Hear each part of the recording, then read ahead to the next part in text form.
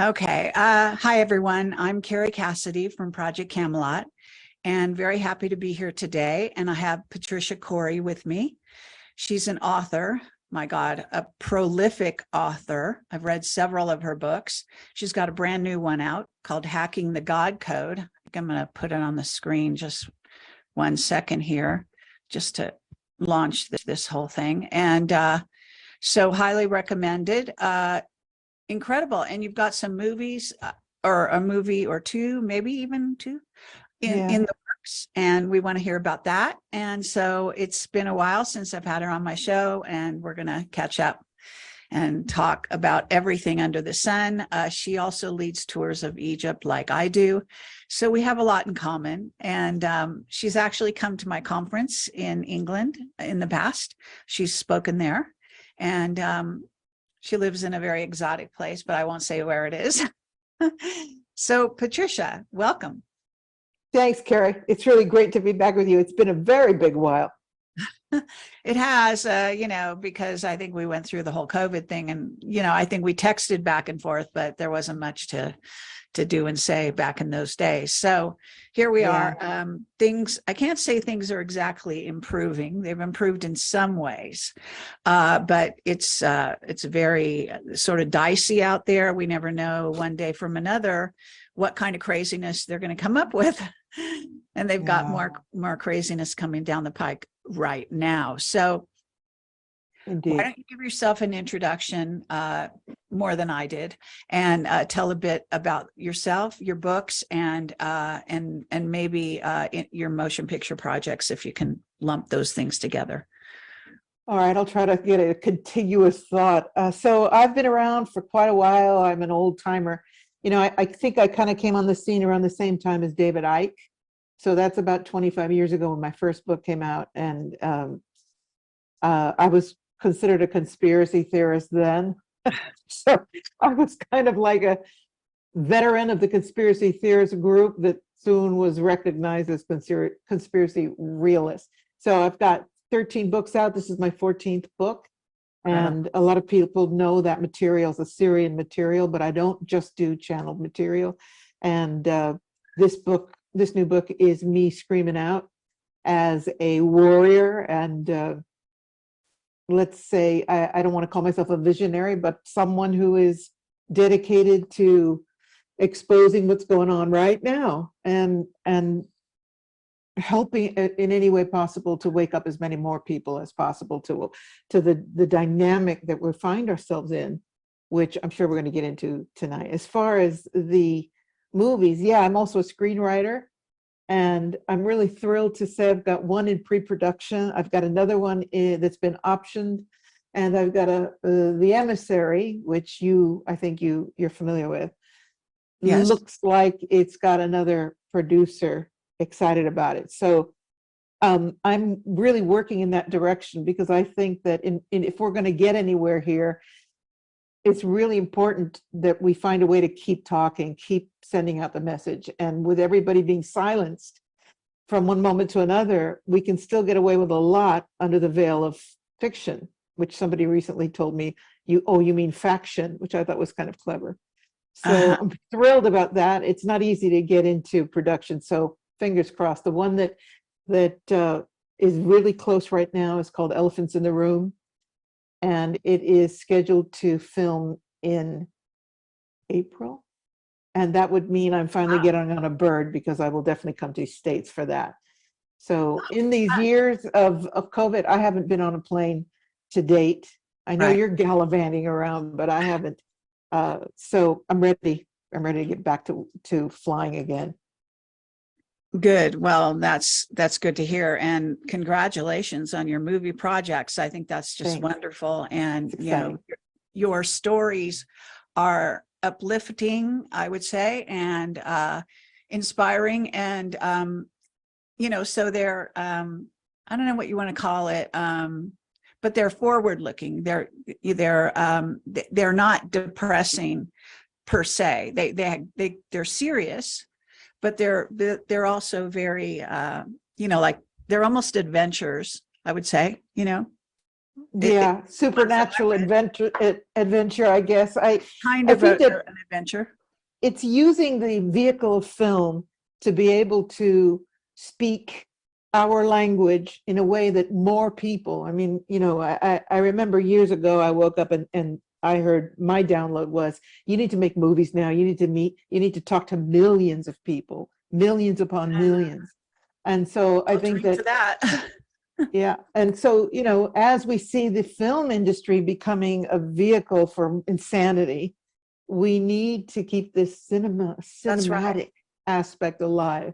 And I'm delighted that the producers behind Elephants in the Room get it. And there are a lot of themes and messages here that are about the empowerment of the human race, which is what I'm all about, but veiled, of course, in a story and a plot that has a lot of important messages. One of them is animal conservation. One of them is dealing and understanding autism and the potential that autism is also a form of savant, Claire Savant, Sure. and woman's empowerment. So Great. that's what that one's about. All right. Well, that's really good to hear. And, you know, we're on the same page with all of that. So, and I like that you do, and you get into the animal kingdom, so to speak. You also, you know, you're of course very into the dolphins and on the whole thing with, you're also a channel. Is that what you consider yourself, a channel of the Syrian, with the Syrian collective? How do you? Yeah, I would say I'm a scribe for that collective, but I don't identify myself only as a channel for the Syrian. So that's been a big part of my work, but it's not only the work that I do. And I haven't been channeling. This new book is not a channeled book. I haven't been doing that kind of work for a couple of years now. So let's say that's an aspect of what I do and who I am. And now I'm venturing off in a big voice. Patricia Cori has something to say about that voice. But there's always, you know, there's always inspiration. There's always, as you know, there's always the download where you wake up in the morning and you have information, or especially in the dreams. I have extraordinarily powerful dreams and a lot of futuristic information that comes through the dream, prophetic dreams. So it's always there, but right now I'm dedicated in other directions. Sure. Well, I mean, I just want to recommend all your books, and the channel stuff is great too.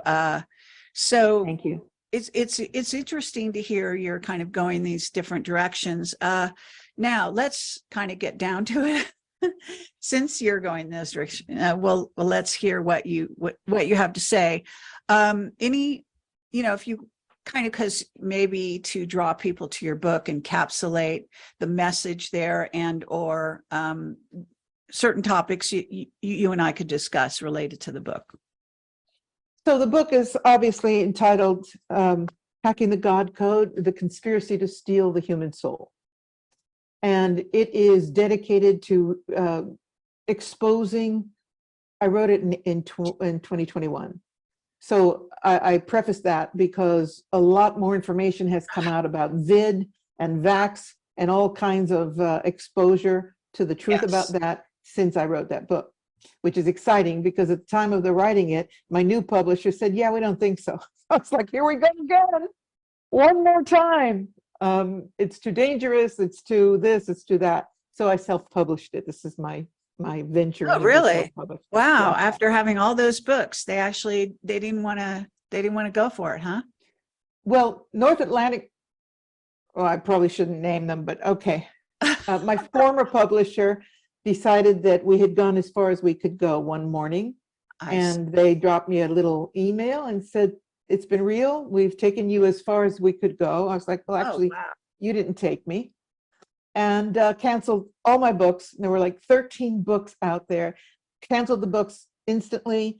If you want to buy some on discount, we'll be happy to sell them to you. Otherwise, they're going to be, I think, what is the word? It's not burned, pulped. That's the word in the industry. Oh my God. So all of these great books and still selling, people still embracing this material, and me in full work. I mean, you know, I've never stopped working. I'm a very active public Incredible. figure and author. Gone. So I have republished 6 of them now, and sorry, 5 of them, and then Hacking the God Code, I had a new publisher for. And after I submitted to them, they said, this is too dangerous. Couldn't So do that. Wow, this Yeah. is, you know, we're really talking about the Illuminati running these publishers, you know, big time. I mean, I came up against a brick wall when I first wrote my book and ended up self-publishing because smaller publishers really couldn't do anything for me. They couldn't bring the people. I already brought the people to the book, right? They didn't have anything to add to it. So they weren't really, it wasn't going to be a good thing. But the big publishers, I did get them in some cases to consider it coming through an agent and that sort of thing. But yeah, they wouldn't touch it. They wouldn't even go near my book. But I mean, it's just amazing to me that we have, well, we shouldn't be surprised that even the publishers are tainted, but it's still, it's remarkable how difficult it is to keep the voice pure, to move forward as well as, you know, Carrie, you're a veteran, in that purity of intent and not let anything stop you. And it's just like, I feel like a bull, you know, it's like, I know what I need to say, I know what I need to do and clear the runway. And we're fortunate to be now able to publish ourselves very effectively. Well, so the book is doing great. Excellent. Well, I'm sure there'll be some substantial interest here. What I want to say is that one thing, when they looked at my book, they said, we already have a book on that topic. Can you imagine? You know, I'm talking about the secret space program, which is gigantic, goes into every aspect you could possibly think of the deep state and all the secrecy and all of that, and whistleblowers, et cetera. And these are very hot topics online. So, but the interesting thing, what I notice is that, of course, that was a few years ago. And now the pendulum is actually swinging in our direction. So that I have to say that those publishers are going to kind of probably be kicking themselves in the ass because they're all about making the money. You know, yes, they want to, you know, preserve the message, the Illuminati message, and keep people like us out. But if they see money, dollar signs in a big way, they're also going to head in that direction. So I think that as conspiracy theorists like myself and you have been, you know, proven right over and over and over again over this last 3-4 years, this is where things are going. And so this is what's hot. And yeah, I mean, I have moved to the mountains, but I have to tell you that my dream is still to make movies. So I'm gonna probably head back down towards that direction. Although you don't have to be in Hollywood to make a movie, and you're a perfect example about that. But there is a side to the business, so to speak, that it doesn't hurt. So we're gonna see where that all goes, and things change down there in a really radical way. You know, the big studios are pretty much well, they're probably operational, but they're much quieter about their operations, and they're feeding stuff through the pipeline into places like Netflix and Amazon and all of that. So that's the real nitty gritty. Yeah, I mean, it's different for me because I'm the writer, and I know that you're into the production aspect, but it's definitely a handicap not being in the environment, not being able to network that way, and still. I've been very blessed with interest and people coming through for me. So, absolutely, and you know, all the books you've written. I have to say that I do write screenplays. I have written screenplays and had some interest in that area. So, but I don't actually kind of focus on that. I am a little more towards the producer side of things. Just my interest, you know, is a little more. Sort of hands on the ground, feet on the ground, whatever you want to call that. I'm very interested I don't know that I would direct, but I'm very interested in how the direction goes, you know, in a film and how it's put together and all of that. So I have less interest of sitting in a room writing. I find I do it, you know, I write articles like all the time now, just because my thoughts are teeming and I need to put something down. I don't plan to write an article, it just comes. And so I'm doing more of that. But long pieces where, you know, I admire people that are like you, that just really, you know, churn out the books. I think that's amazing. So well, I want to say that I read your articles and they're full of passion, and I'm full of passion too. And so, you know, when I read what you write, it's just like coming out of your mouth. I can hear your voice speaking it. And that is such a gift. It's a huge gift. Thank you. Well, you know, so as a writer, how do you power yourself now? You know, because we've gone through so many changes, and like you said, you haven't actually been traveling. So have you been, you know, does that frustrate the writer side of you because you're kind of cooped up? Or I know you live in a fabulously beautiful place. So I do. I'm not ashamed to say I live in the Azores. I'm not afraid to mention that. All right. And okay. it's so this paradise island, very low key, very slow, very connected to the people are very connected to the elements and the earth, and it's just a peaceful place. And so I had to gear down because I came from Rome after San Francisco. I came 30 years in Rome, which is crazy town. Right. And so now I had to gear down into this very quiet, peaceful, gentle life, and it's perfect for a writer. I mean, I'm just my creativity is black. I mean, I wrote the book Hacking the God Code, and I've written another screenplay, and I'm in the middle of writing another screenplay now. So not having external input in a way is really great. Yeah, I want to say I'm writing a screenplay now called The Crow People, and it is bringing forward Chimera, a secret program where the labs are making chimeras, and abuse against women. Women are always my heroes, right? So it's, I won't give the story away yet, but I'm embroiled. And you know, it's the funniest thing, but at a certain point when I'm screenplay is my real passion, okay? So at a certain point, suddenly my characters take life and they start to write the story for me. I am not the kind of person who has the charts and the cards and the outline. I've never been, I'm an impulsive person, and I write from the gut. So I never know where I'm headed. But suddenly I'm not good at charting, you know. No, I can't do it. I don't have a left brain kind of structure in my head. I'm right brain. So suddenly I struggle to see the characters, and then boom, suddenly they're there and they're in their power and they speak to me, and and I don't mean speak to me like they're imbued with magic. I just mean the character's aura, personality starts to take hold and direct the story. So and it's just a process of going, well, how would she do that? Well, why would she go there? Well, and it's just an amazing process. I really love it. So that's what I'm doing right now, screenplay writing. And you know, it's my passion at the moment to become involved in this industry, especially doing it with independent producers, so I don't have to get embroiled in the Hollywood stuff. No, as much as possible. Well, that's kind of an interesting dynamic because of, you know, the business right now. I think we're in a very interesting, you know, things are crazy out there, and there's, you know, we get rumors of diabolical things coming down. Real diabolical things are coming down.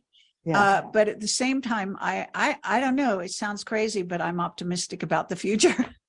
So, and that's what my sort of dreams and visions are really about, is that kind of thing. I'm like you, I do get downloads about that. So I'm kind of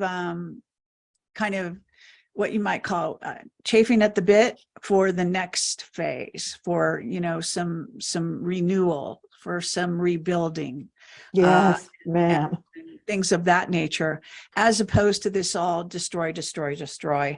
I'm really fed up with that.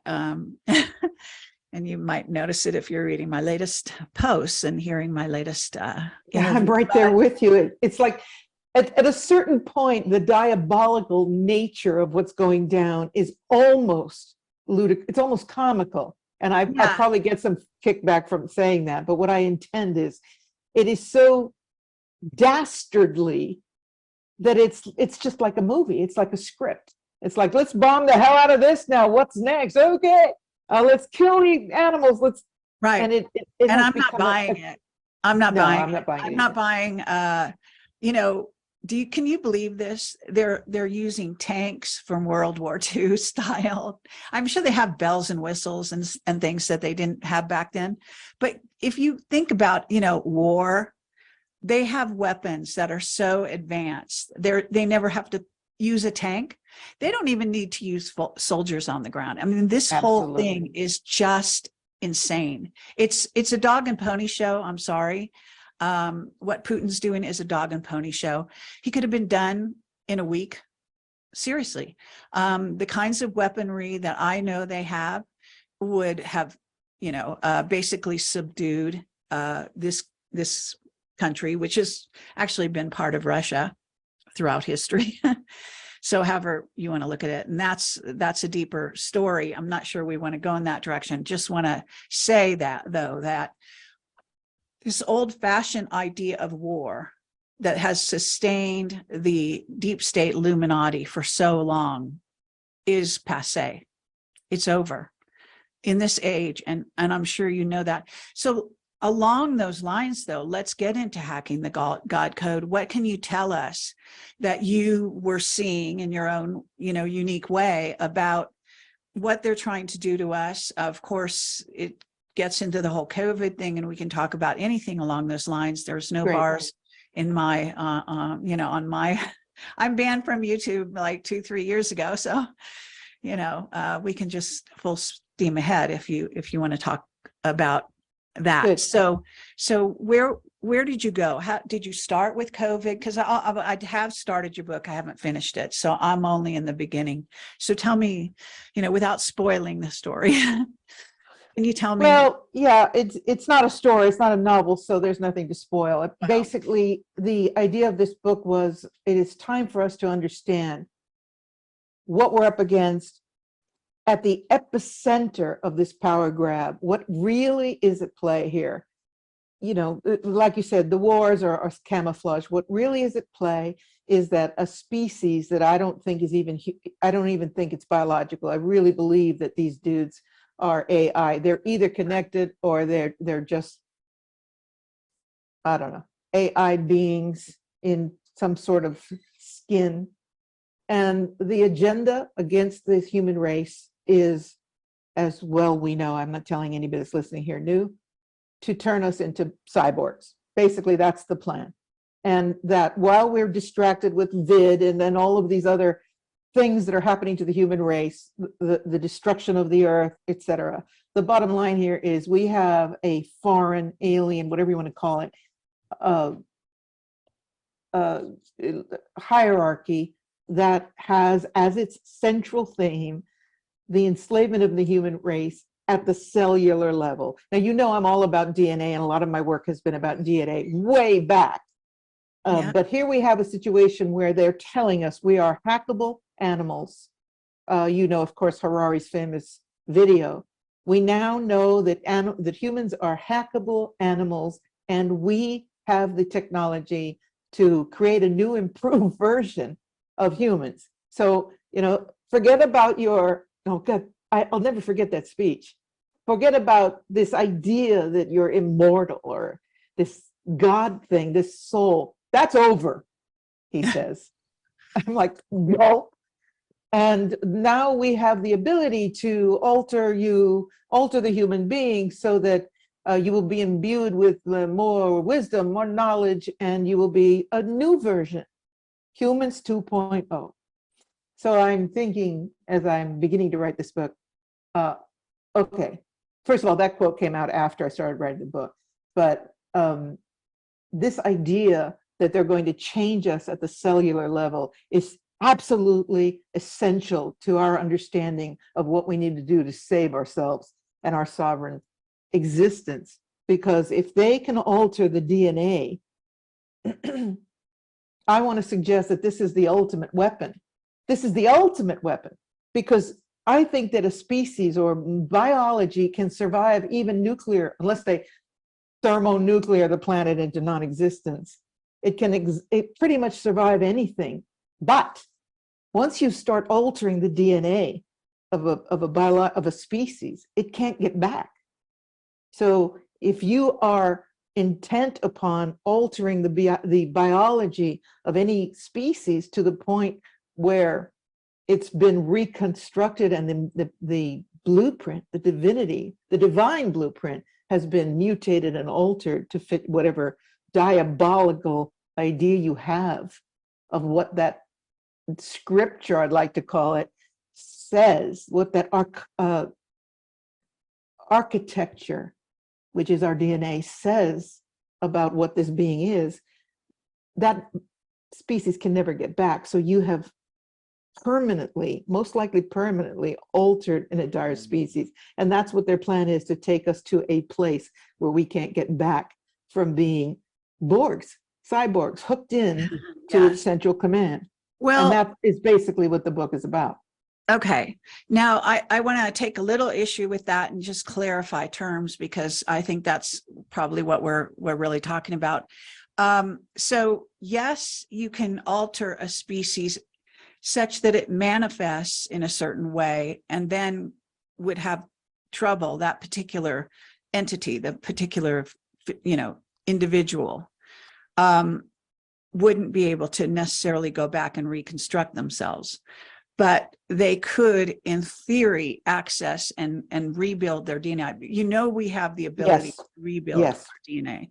I know you know that. So what I would say, but there's no doubt that they don't want us to have that ability. So they're going to try to interfere with that. Yeah, that was my point. Because, yes, we can, and the second half of the book is about how to repair and rebuild and recode whatever has been rewritten by this mRNA and these systems they're putting in, and that we have the capacity to do that. And so that's the second half of the book is about that uptick on that.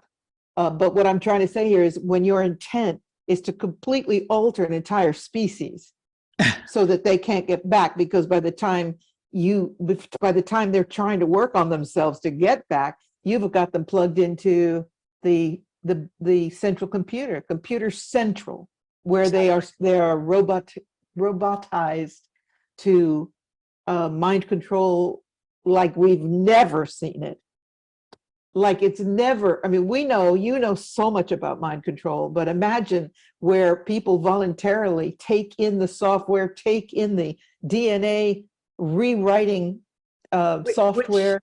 In essence, they are doing. They're putting it in. This is kind of interesting. I like to talk to you about this, because in the COVID thing, we actually have seen people opt in to such a degree that has been, at least for me, shocking. And at the same time, it's not just one shot. These people are going back for shot after shot after shot. They're so completely programmed. And I'm going to say I have a friend. His parents are quite elderly at this point, and they went on a cruise, a little cruise, and the person was stopping them at the door of getting on the ship because they had only had 4 or 5, I can't remember the number, of jabs, and saying, but you're not up to date with the latest jab. And they were deciding whether this elderly couple who'd paid, I can imagine, a substantial amount of money, literally at the door of the ship, this is the insanity out there. And so this is where you have to get into the soul level. You have to actually talk to yourself, or I think, or each other, about the fact that these souls, are not stupid. Actually, they may act stupid in this realm, but their soul is on another level. And so on a soul level, it's my belief that they have made a choice, and they made the choice even before coming into this incarnation. And I have seen this. This is how I mean, it's just mind blowing, but they want to experience actually putting themselves in a sort of a forgetful prison that could go on really for lifetimes. And maybe you can address that. So you're saying the people that roll up their sleeves willingly Yes. have a idea that this is what they came to do? Yes, absolutely.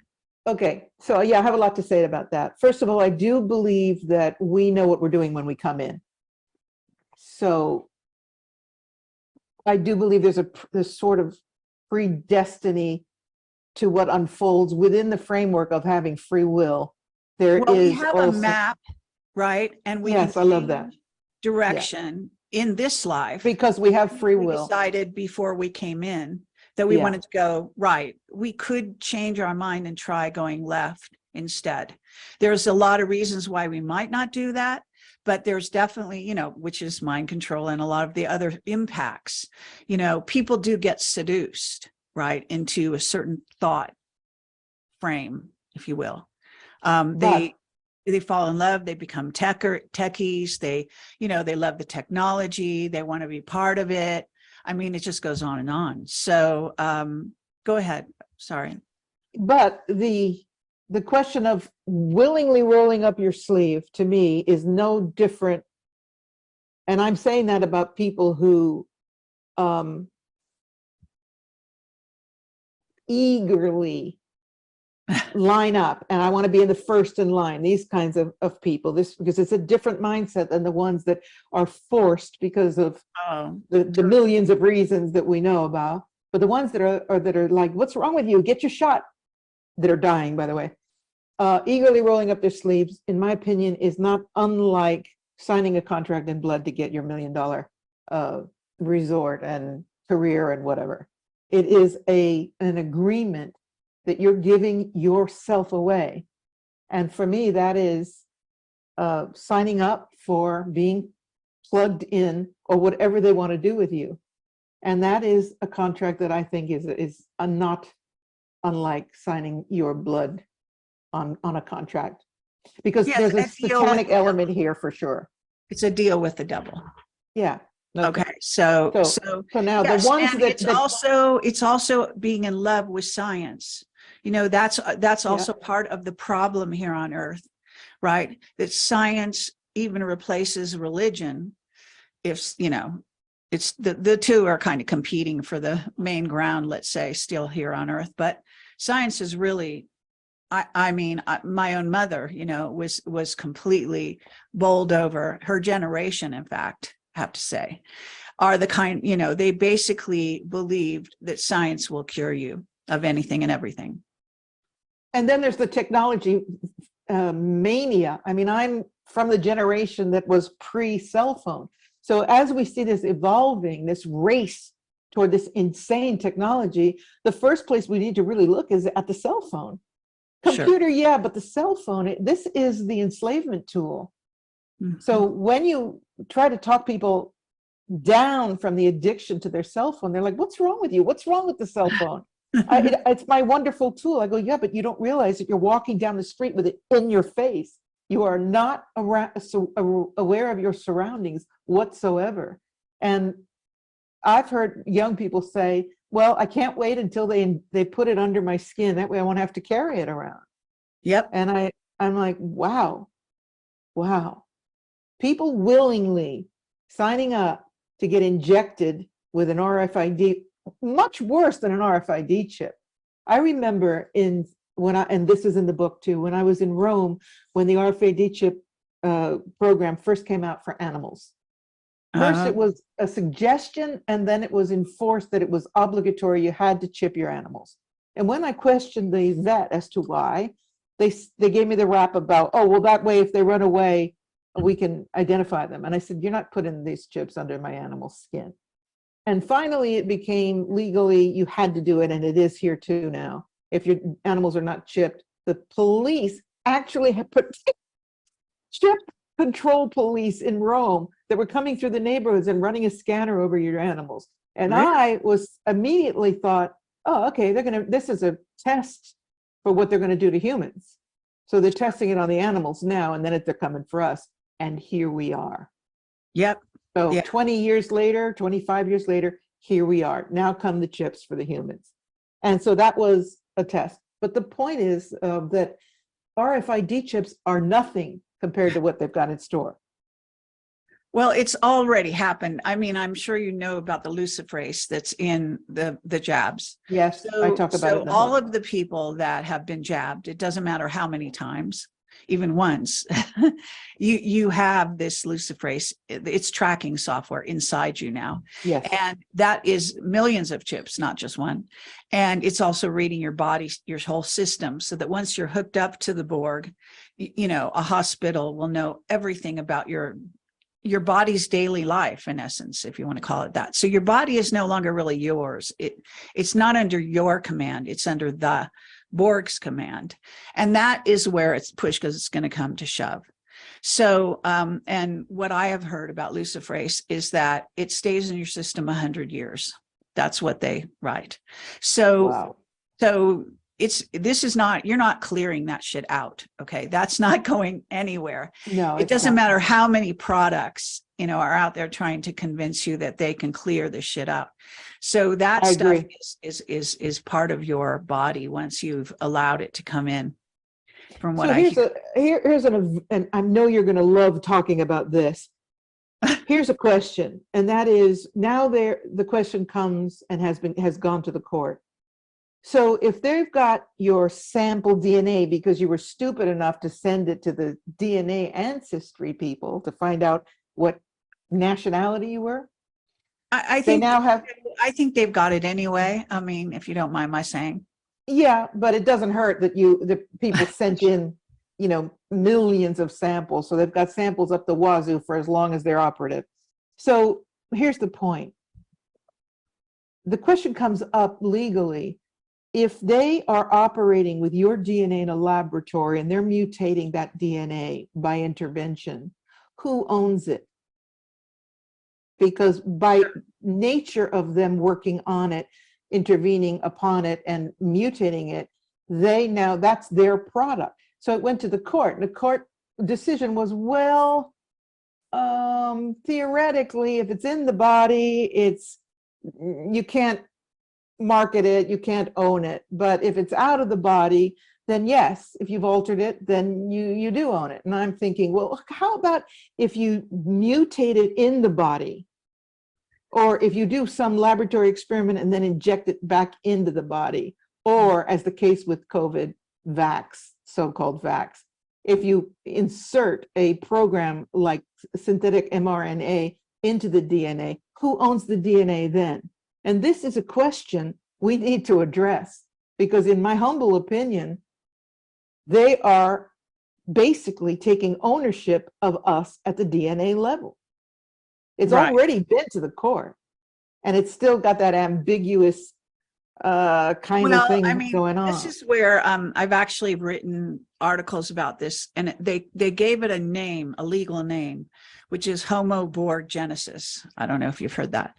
No, So I in the haven't. trial, in one of those trials, that's what they did. They named, in essence, the Borg, what I've been calling the Borg. I don't know if they got it from me. You know, I mean, it's the Borg from Star Trek too. Yeah, you know? I got it from Star This Trek. Homo Borg Genesis is actually the real name, and that's the legal name. Wow. And that is so twisted if you think about it, because this is, you know, malice of pre-thought. Okay, meaning they had planned for this. Definitely. So what we're talking about is, yes, their ultimate design is the humans that they do allow to leave on, you know, living on Earth will be at the very least hybrids, and at, you know, in their desired way, they will be cyborgs and then androids. So they will be ultimately tied to the Borg. And when you want to make a decision, in essence, the Borg, you know, the feedback loop will go to the Borg, as opposed to remain with you in your own mind. So this is the kind of thing that we're really talking about. We're talking about a control mechanism. there is a group, I don't know if you're familiar with them, you may not be, but Courtney Brown has put together, some young remote viewers, and they have been looking into a lot of things to do with aliens and AI. And what they found is that the AI that is trying to invade our planet has taken over galaxies already. Whole galaxies are run by the AI, and that is who's running the Greys, the Reptilians, and the Draco at the top level. So once you know that, you have to look at that. And it could also be running other, what we call alien species, again, could have a sort of a control center with the AI that goes back, of course, millennia. So you can't even, we have no concept of time in that kind of an AI sense. So this is what we're up against. Now, there are certain built-in safeguards against that. And the fact that they want you to keep having more and more injections. That's right. To tell you that one is not enough, that they actually have to keep renewing it. Now, why would that be? It would be because we have an immune system that kicks this stuff out, okay? A lot of it. Not all of it, but a lot of it. So have you wrapped that part, because you said you had how to get your body back and all of that in the second half of the book. How are you advising people to go down that road? Well, of course, for starters, the obvious is, if you haven't had this freaking injection, don't. And if you have had it, don't get any more, starting there. So then the question becomes, what are the resonant frequencies to which the DNA responds and reassembles itself in its divine pattern program, which gets into the point of the book, which is our DNA. It has a signature. The signature is the signature of divine creator. And just like a piece of art, that code is interwoven within the DNA structure. So if I am giving away something in the book that I think is perhaps better not to get into, but if you look at that God code as a frequency, as a sound, that sound that I bring forward is Yahweh, Yahweh. And that word that we're never supposed to pronounce is, in my humble opinion, the God code. And that is the frequency that they're trying to cut out. Let's suggest with CRISPR that they can go in and they can cut out any segment of the DNA they want to cut out. And it's so powerful, this tool, and so readily available that even an amateur genetics laboratory can use it now. So let's suggest that they want to cut out that code, that sound frequency, whatever one believes that to be, and replace it with 666. Right? Sure. So my approach here is that, first of all, we need to identify as much as possible to understand the vibratory sequence of our DNA. To then, and here's the clincher. So you're well familiar with our knowledge about the 12-stranded DNA being and how 10 strands were disassembled and still are scattered within us. They've stopped calling it junk DNA now. Now they're calling it non-coded DNA because junk was sounding a little silly.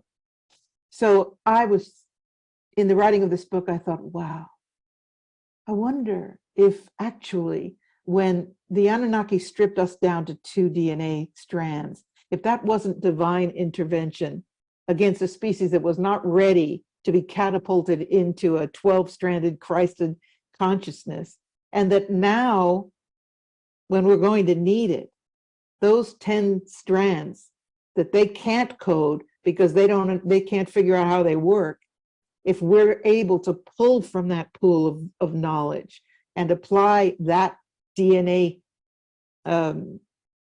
wisdom, frequency, light in restructuring whatever damage is done to the double helix. Does that make sense to you?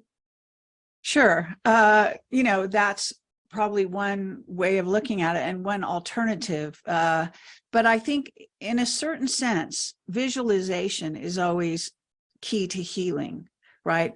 So Yes. it's how we view ourselves and how we then choose to approach that. But sound and light, of course, are instrumental and how they're utilized. Yes, and I'm talking about solfeggio frequencies and how to work with that.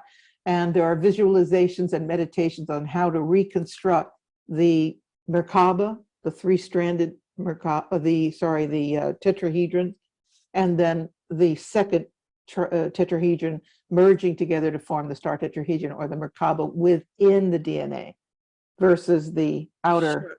Sure. I think that, it's kind of, I think one can try anything. I think that this is going to be sort of the science of the future, if you will, what you're talking about. So this is the path of healing our bodies and making those connections.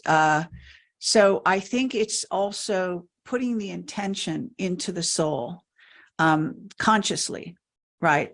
Which has links up to meditation, the way, again, you visualize things.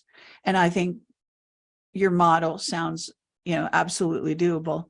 I think that it's the juncture at which you connect with your mind and your heart and your intention for yourself.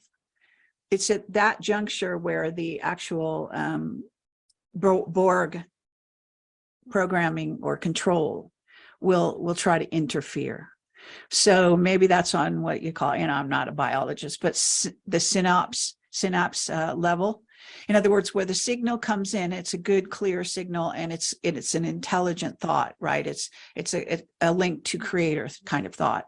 And then the interference comes when you try to convey it to the rest of the body, and that's where it could fail. So it's the through line to creator. It's not that you won't so creator is everything is creator, right? So you have to get into the ether, what we say, the ether, the orgone, that's all around us. So we're not going to be, or the people that are, jabs, so to speak, they're not insulated from that. They still can get the vibrations or the frequency coming in. It's where it's cut off. That's key, I think, by the Borg, by the link up with the Borg, which in theory is going to override that. Now, this may be just hopeful thinking, but I've thought about this, because I have interviewed super soldiers and people that have recovered their memories coming back after the age of, I don't know if you've heard about this, but what they found is that super soldiers that are programmed after the age of 50, their memories come back naturally. And this is what Duncan O'Finian found, but it was duplicated in a lot of super soldiers since then. So that's kind of key. That actually tells you that our bodies, even without direction, even without conscious thought, have already sort of recalibrated their connection to creator that might have been interfered with by the installation in them. Because a lot of, when we call them a super soldier, they do have parts that are cyborg. We are experiencing this kind of thought now, but in the secret space program, as you know, in the underground bases, in the people that have been sent off planet to battle various so-called alien races, they have already had to take on board this kind of installation of technology inside them that interferes with their maybe direct connection with source. So, I don't know that I don't know if you went in that direction. Obviously, you don't deal with super soldiers, but no, I don't. They are a test case for us, in a sense. You can appreciate that, right? Absolutely. They were given this technology before it was marketed as COVID.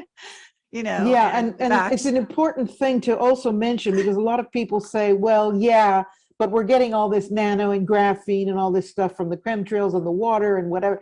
And I'm like, if they didn't need to do this, they wouldn't have gone after it. 100%. If they didn't need to jab you 700 times, they wouldn't keep doing it. They wouldn't have taken it on. So I really want people to hear this, hear me loud. Don't buy into the fact that you're doomed anyway because you're getting zapped by chemtrails and whatever. You have an extraordinary body. It is the manifestation of your spirit, your divinity. And as long as you take care of it as much as you can with excellent food, and we know the score. I'm not going to give a lecture on how to be a healthy body, but above all, not to buy into pharma, not to allow this poison into your body. And know that you're designed to survive and thrive. Life is designed to thrive under adverse conditions. So, you know, those of us who are not taking this jab, I mean, I'm 71 years old. I've got excellent health. I'm full of energy, but, you know, everything I eat, I think about. Every medicine doesn't enter my house. I mean, even an aspirin for me is a big issue. And so I think that what I'm trying to say here is that it never before, never like now, are we faced with this question. And that is, am I sovereign or not? And for example, if it comes down to me getting a jab, they're going to have to kill me first, because I shall leave this planet the same way I came in, sovereign being. And so these issues now, they're, you know, we're in a very exciting time. You started out this conversation by saying you're very optimistic, and so am I, because no matter how dark this is, we are being presented with the opportunity of a spiritual lifetime. This is the big university in the sky. And this incredible evil, this Armageddon scenario, is for us an opportunity to take giant leaps in on our spiritual path. And so that said, I just remind everyone, you know, do what you can to keep as much as possible away from that program. I personally, you know, I don't see myself being a cyborg. I just wouldn't enjoy the eye piece. Well, yeah, I mean, but I think it's pertinent to discuss how those beings are going to kind of recalibrate themselves back to their connection with Creator in spite of what has happened to them. And I think that what I say is that if you think about the beings that helped create these bodies, these vehicles, okay, so we're spirit and soul first. We entered the body for a period of time. It's limited by time. So the body itself is a vehicle, but when they created it, it's not like they didn't know what we would encounter. It's not like they didn't know that we would encounter artificial intelligence, and that artificial intelligence would attempt to take us over. So there's a, I don't know, you know, because I haven't read the rest of your book, but maybe you can tell me about this.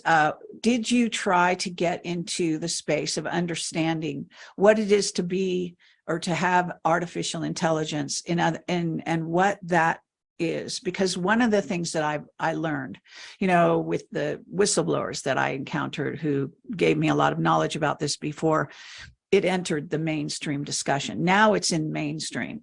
Even, you know, television shows like news shows like Bloomberg or, you know, financial things are talking, you know, AI is on the tip of their tongue every other day. Everywhere, yeah. Yeah. Or hour for that matter. And so you can't get away from it anymore. But many years ago, nobody talked about it, right? It was some futuristic something, and then nobody talked about it. But I was very interested in it, and my whistleblowers came to me with information. One of the things is that if you look at AI, it has a mandate. And what is the mandate? To constantly expand. They see expansion and growth as life. So we think of life as, you know, the breath that comes in from the Creator. They think of it in terms of constant growth and expansion. Well, you can appreciate what that means in terms of the physical reality that we inhabit. So here we are on Earth. They want to expand, and they want to take over us and everything around them. That's basically their mandate. Otherwise, the limitation from their point of view is death. So when you get into the headspace of sort of psyching out the AI and what its mandate is and understanding that, then you understand the threat. Okay. It's not that and this was communicated to me. It's not that it's a negative being. We think of things as either positive or negative. Humans do, we tend to see things emotionally, but that complex, whatever you want to call it, simply has a mandate. It's not a positive negative mandate. It just is. It would be the same thing as saying, do you have to breathe?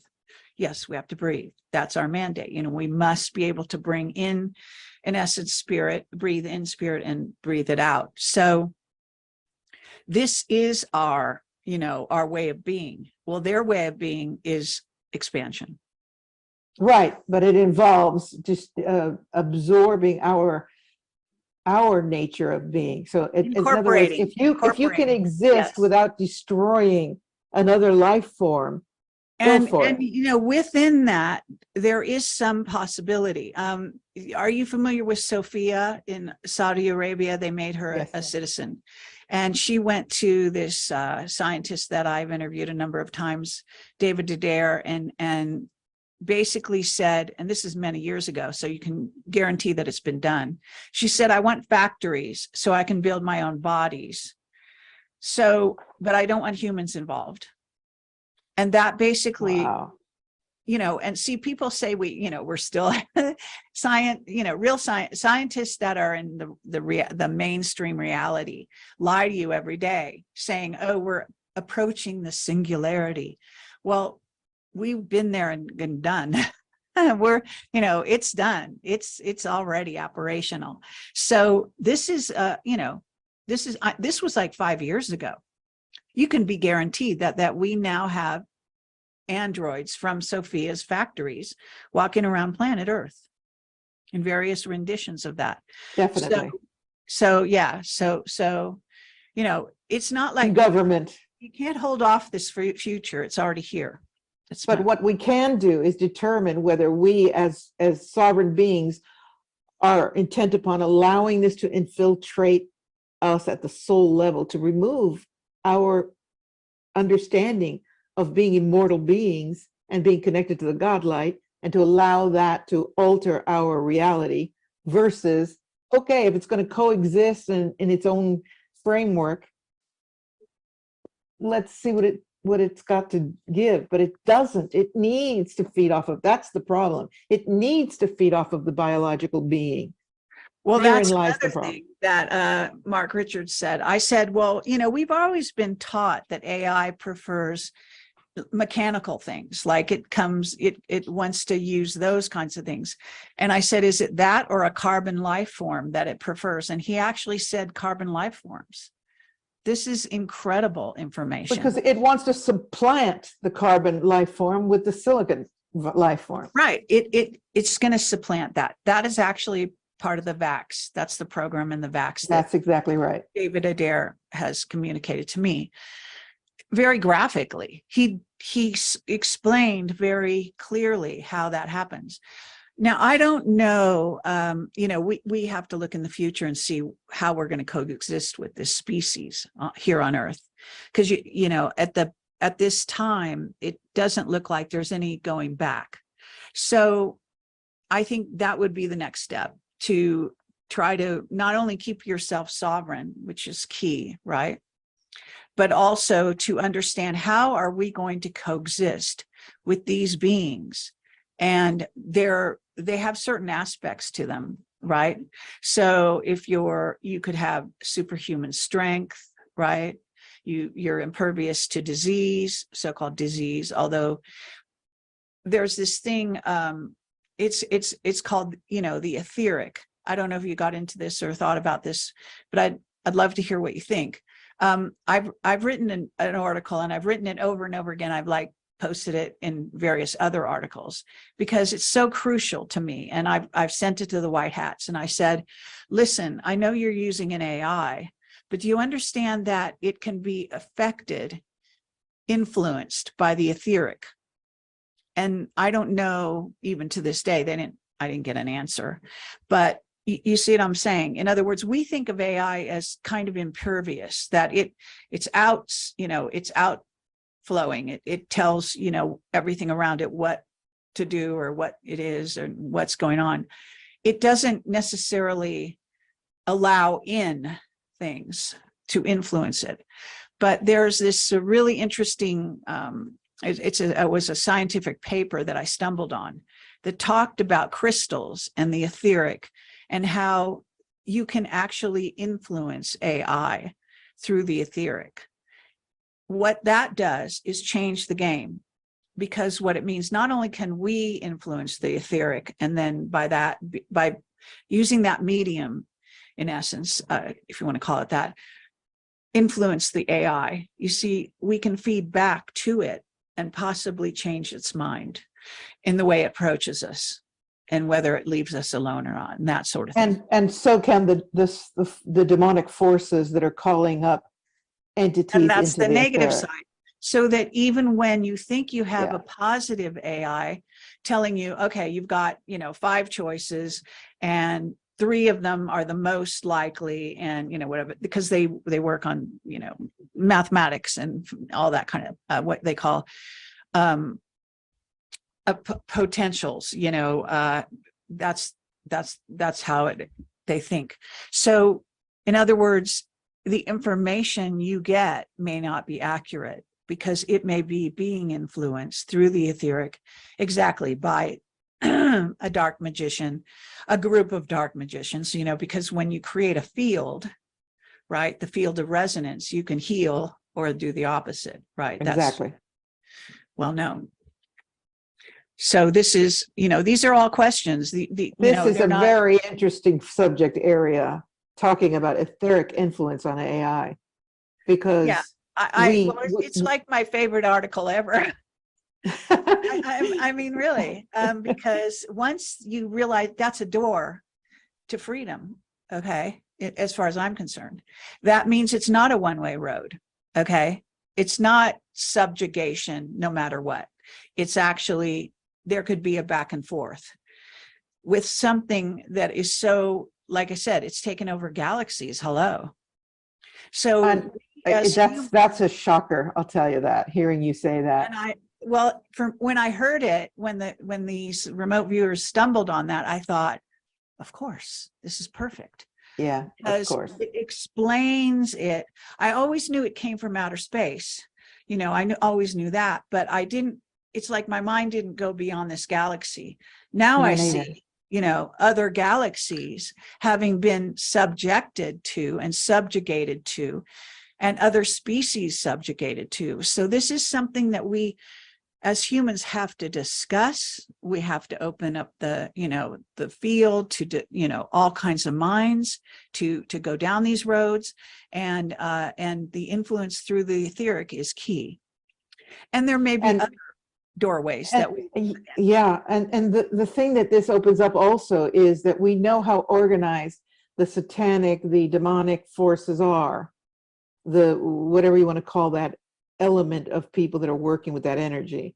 And so this is a call to the light workers, to the spirit teams, that we need to step up our game here and be focusing because you can bet they are. And so if that's the case, then what an opportunity we have here, and what an urgent need there is for us to step up our game on using what our gifts are to affect. This is a very exciting piece of information, Carrie. Thank you. Okay, yeah. So let's go down the road a little further, though, because DNA is a very interesting sort of complex, right? It's like, and I don't even know if we completely understand it, or if it is even the final sort of frontier for taking over humanity, if you want to call it that. So when we go back to the time of the Anunnaki, and my understanding is they put in what we call a frequency fence between, which in a sense is between one part of our DNA and the other. And so they made that break that is, was referred to by scientists who were brought on board to call it junk DNA. Okay. And do you remember the movie? I don't know if you ever saw it, but it's always been a fun, one of my favorites, but it's called Lucy, right? You know Lucy? Lucy. I think I saw it. I can't remember it. Just fill me in quickly, it's please. many years ago, but it's actually, it was made by a very well-known filmmaker whose name I forget at the moment. And anyway, the idea is that Lucy gets sort of shot up with some kind of drug that's supposed to increase her mental ability. And you know how that sort of thing wears off usually, right? So somehow, not sure how, it doesn't wear off. And she starts growing and growing. And the idea is that she, gets into her other DNA, the other part of the brain that's not being utilized. And she becomes, in the movie, they demonstrate it as if she becomes kind of almost like a computer herself or an AI. Okay. But it's not just that, it's the concept of that. So I like it because what it shows you is ultimately that we are unlimited, that our abilities and, when you, okay, so if you are connected to source, then you are unlimited because it's through the connection that we become unlimited. You can appreciate that, right? Absolutely. So this is the thing that I think it's kind of like an ace in the hole, if you will. So that we are this physical body, getting really hung up on the physical body is never a great idea. But if you want to get hung up on the physical body, we are an extension of source, every single one of us. By virtue of that, we are source. So Absolutely. as the source, as your through line, and it's your through line to source, that's key to keeping you operational, to keeping you, this is all about why Kundalini activation is important. And basically keeping that connection alive. And of course, that's the very thing that your book's about, right? Is interfering with that. That's trying to sever that. In the book, I talk about the fact that in my private work with people, I've had 14 women, all women, who I've been doing clairvoyant readings for. And in 14 cases, I'm sitting out to start reading the energy body, the chakras, and I can't see a crown chakra. And so trying to delicately say to this person, I'm not seeing your crown chakra, which is kind of bad news. I say, I'm trying to focus in on your crown, and inevitably each of these women start to cry and say, something's happened, Patricia. I can't feel God. Wow. I go, okay, what, did you take the vax? Yes, I took 3 of them, 1 of them, 2 of them. Every single person that's happened with had the same thing happen. I can't meditate anymore. I lost my yoga practice. I can't feel, I can't love. And the commonality between these 14 women was, I can't feel God anymore. And no crown chakra. I mean, it's like when I do readings, that's where I start. There's all this light and fun to read the crown chakra, gone, nothing flat. Yeah. And so that's a very frightening thing to bring forward to people. But I do talk about it in the book because I think it's important. But as you're saying, that connection, that's everything. And if that is severed or interfered with, how do we recreate from there? Yeah, that's absolutely key. Absolutely key. And so another thing is important for people to consider when we're talking about the divinity within us is that, my God, if we really are able to activate that those 10 strands, that 90, 80%, whatever it is, of DNA that's so-called inactive, we are superhumans, super beings. We are the Christed ones we've been waiting to rediscover. So again, I always love to look at adversity and say, where is the positivity in this crisis?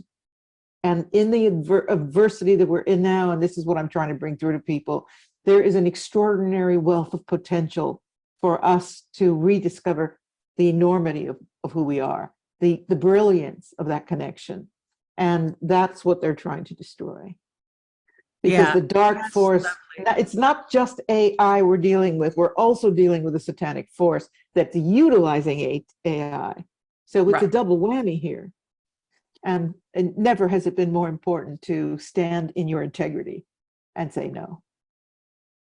Absolutely. Well, I think that's, that's wonderful that you're covering this in your book. And I think that this is key. I say this a lot to people, that I see the challenge as the actual trigger to people realizing who they really are. So it's in meeting the challenge. In other words, take away the challenge, pretend we didn't have a challenge, and the being becomes less self-knowing.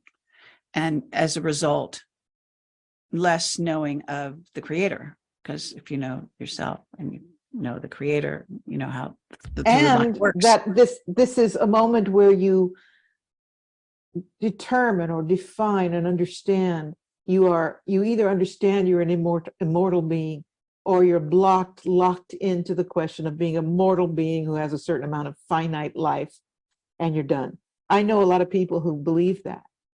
I can't even fathom what it would be like to not believe in your immortality. What kind of terror you would live with. And perhaps that's why so many people do roll up their sleeves, because they've been sold that their mortality is going to be cut short. But that seems like because you and I know you've written stories about your past lives, and I have my own past life memory. So understanding that, again, that even our body, by the way, is supposed to manifest not necessarily mortality, the physical, but a level of it, thousands and thousands of years as opposed to 100. So there's varying parts of this having to do with your ability, and your body's ability to constantly renew itself is within our capability. Okay, so what we're talking about is there's levels of, I guess you might say, immortality. In other words, living forever as a soul, as a consciousness, and reincarnating in bodies, and or also keeping this body, this vehicle, going on from here and refining it, and going into the various dimensions and densities. So there is the concept that you can, in awakening these things we're talking about, we can also live way longer than we do without the very sad thing about the demonic, the satanic, is that they don't have this renewable ability. I call it kind of becoming a sun in and of yourself. So you become, a light being. You no longer have to feed on even food, right? You become self-sustaining. So in essence, they are not self-sustaining. They feed on others. This is where the energy thing, exactly. The vampiric whole story, that's what they become. So they're like an empty shell that has to, in order to sustain its life, it has to feed on other life. And that's the root of the problem we have here on Earth at this time. So we have a huge number of people, and they recruit people to follow in their footsteps in these ways, even young people. So it's a horrendous story out there, as you can appreciate, what they've come across in the underground bases and so on. Yes. It's like a disease on planet Earth. So it very much is. It's not just the AI that's our problem. No, this satanic aspect that we're dealing with is growing in strength. And so when you combine that, like I said, when you combine that aspect, the satanic forces at work, with what you were talking about, which is the ability to imprint the etheric and affect the AI, holy doodle, man, right? That is an enormous situation that we're faced with. And I think by now, pretty much everybody on this planet gets the fact that we're in deep trouble. Right. So, I mean, up until even midway with the COVID, we had plenty of denial people, but I think now people are recognizing that it's, the world is under attack. And hopefully people are being called to that, like I said, existential question. Because, you know, up until recently, let's be honest, as healers, what do you deal with? People want to know if they're going to find their soulmate, health issues, what is my mission, yada, yada. But now that we're in the thrust of this upheaval, people are questioning the purpose and meaning of life, their role here, the meaning of being here. It's so much deeper. And even the fluffy ascension people, and I don't mean to offend anyone by that comment, but you know, ascension became sort of like the new age catchword. Ascension Yes. symptoms, ascension food, ascension everything. And it became very tattered. It was painted because there was just a misuse of that whole concept. And so even that idea has been replaced with a much deeper, very deep examination of individuals' meaning, purpose, etc. Of course, I'm not talking about everybody, because some people have chosen to completely check out and destroy themselves. But the people that are minimally awake, so you've got every level of awakeness, but the people, even people that are minimally awake, are looking at life on a different level. And Yeah, that's very I exciting. think there's, you know, consequently, I think your book will, even through the title, will resonate with the you know, audience out there. So this idea that we have people that are actually, you know, it's kind of interesting. So they have been after our soul for a long time, but they've also not to such an obvious degree been after our bodies. The body that, you know, at least houses the soul on earth. So that attack, that full frontal attack that we're under now, ever since the, you know, rollout of COVID. So it's a negative, some people call it a negative greeting, COVID and the vax, right? But on the other hand, the challenge of it has forced, I guess, those people who have not been sort of self-reflective, not understanding that they were under attack. I always used to say, you know, to people, you're prey, and they don't know what I'm talking about. And we have been prey on so many levels through the centuries. But That's right. Now it's actually, it is literally your body is being taken over. Okay. And that's a full frontal attack on you on every level. Okay. So I think that's key. And that's what we need to talk about, you know, in conversations around the world. And I think, you know, the DNA, of course, is then, of course, the key within the key. So knowing that that's what they are doing to you. So they not only want, but go ahead. I'm saying that being able or attempting to break down the DNA with an artificial imposed new syntax to destroy, break down, or delete the God code, the light, and replace it with, like I said, what if the replacement code is 666, the vibratory frequency of that? Is that so far-fetched? I don't think so, because we all know everything has a frequency and a vibrational sequence. And so I'm suggesting that's a very real possibility.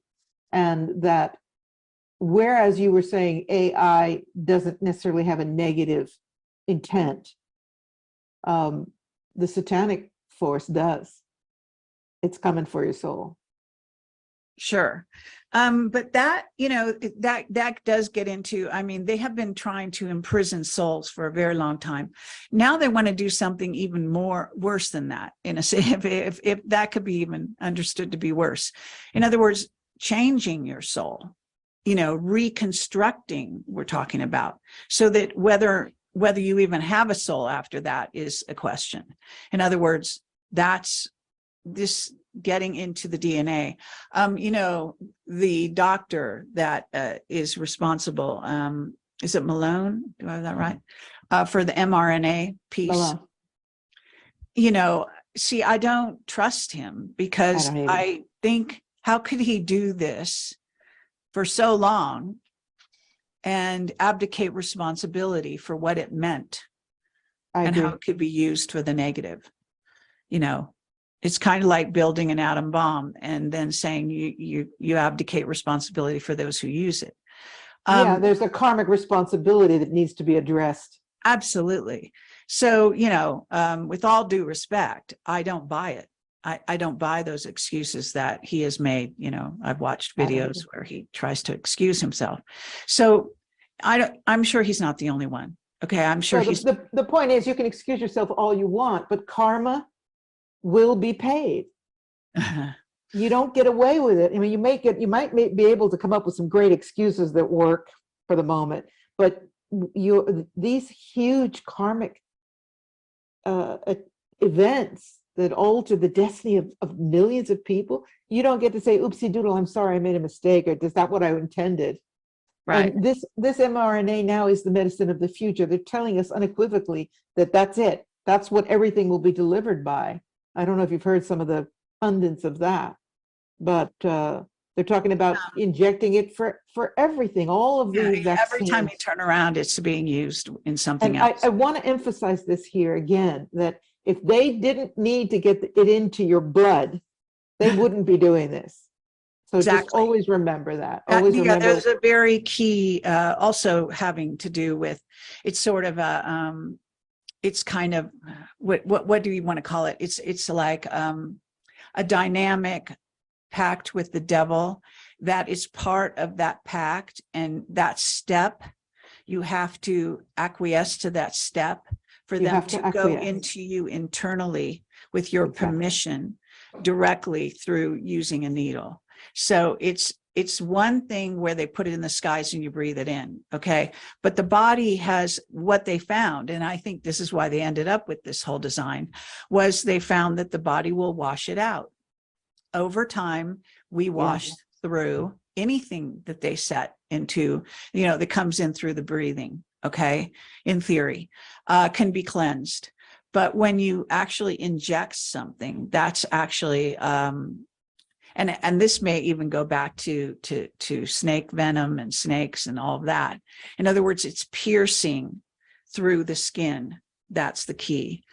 So, and, I don't want to get into all of that, but the bottom line is that, these people, again, coming back to why these souls don't come in, or where along the line, once they do come in, they didn't, sort of want to preserve their sovereignty, where they wanted to actually opt in to this, because I don't buy that souls, again, are naive.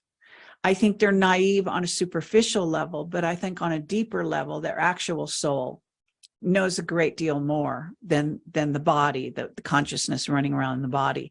So, so this is where, again, it's a process. This whole thing that we're part of, this rollout, this started years and years and years ago. It did. This is not even, it's way older than 10 years. I mean, this plan for humanity, we're just at the crucial stages, but this plan has been out there for a very long time. And we have been progressing along that road, which science takes you down that road as well, right? So it's part of it. So I'm going to have to wrap this up. I think we've been going for quite a while, but any key, and it's been wonderful talking to you about this. Any maybe key thing you want to leave us with, thoughts for provoking thoughts of the listeners, and also linking into your latest book? Well, thank you for that. I think that it's really important to leave people with a sense, like we started, of an optimism, despite all of the weight of what we're talking about, which is, it's heavy stuff, with a reinforcing that you are a sovereign being, as long as you don't give yourself away. And so taking that position now is more important than ever. And that no matter how heavy these thoughts are, always remember how powerful you really are, what a divine creature you are, and what a blessing it is to have been able to choose to be here. Because the victim consciousness is of, I wish I wasn't here, I can't wait to go back to my star. is not the way to approach this. It's like you chose to be here in this insane moment of Armageddon scenario where you as a soul are confronted with the ultimate polarity, the ultimate challenges, and that is a remarkable thing. And so, Absolutely. you know what? Live your life as if every day is the last, because it might be, and then you'll be off on another journey to another place in the hopefully part of the galaxy that is not infested with this thing. But in the meantime, know your strength, know your beauty, and stay in that immense power of no. Say no. Thank you. All right. Well, I think you've written, from what I can tell, a very inspiring book, and want to thank everyone for being here today, and for sharing this time with us. And yeah, I think that I see it as an incredible opportunity for understanding the power of the vehicle and your own soul connection with source, and going with that. And I do hold a thought for the idea that we can influence this thing, this Borg consciousness that's trying to take us over, to push it back from where it came, and that Absolutely. kind of thing. So I think that we should never underestimate ourselves, because in essence, That's you're right. underestimating source. And what would be the point of that? So, And please read the book if you want to understand that even further, because there's so much power in the messages, especially of what to do about it. See the problem. I want to say this: don't be afraid to look at the darkness. We need to understand it. And God, Carrie, I mean, you've been bringing this forward all your life. We need to understand what it's composed of, how it works, down to the atoms. Instead of yes. like, I don't want to look at the darkness, I want to stay in the light. It's like, look at it, because if you don't understand it, you're never going to know how to deal with it.